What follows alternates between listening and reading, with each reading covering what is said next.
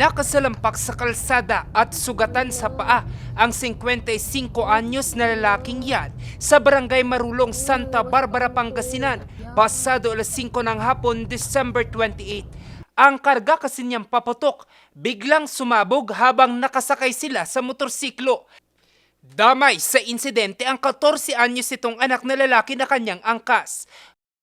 Nung pumutok po yung puwitis, bali nadamay po yung motor kasi nga po nakamotor sila, siguro hindi naman may kalumaan na rin po kasi yung motor nila, siguro may mga na-expose na ano po dun sa gasolina at yun po nasunog po yung motor at doon po nasugat yung dalawa.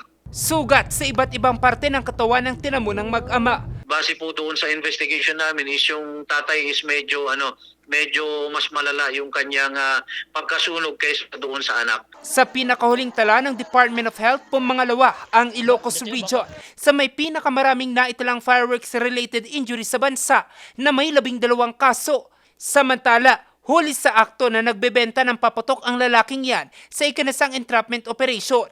Ikinasa ng Dagupan PNP ang operasyon sa Barangay Bunuan, Binloc, bandang alas 7:50 ng gabi noong Sabado, Disyembre 27.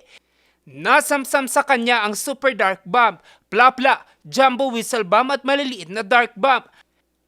Ang transaksyon nangyayari sa pamamagitan ng e-wallet. Timbog din sa entrapment operation ng 2 individual sa Barangay Bacayo Norte. 300 piraso ng kwitis ang nakumpiska na nagkakahalaga ng 2,100 pesos.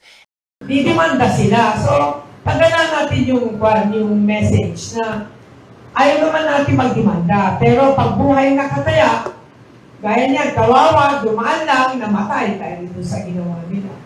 So, it will be also the responsibility of the barangay council to make sure na safe po ang barangay po natin. Ipaalala ko lang po sa mga kabarangay ko, consequence po sa Bacayo Norte, mag-iingat na lang po, iwasan na lang yung mga illegal na paputok, huwag na lang pong gumawa. Maharap sa kasong paglabag sa Republic Act No. 7183 ang mga sospek. Jose Robert Inventor, RNG News.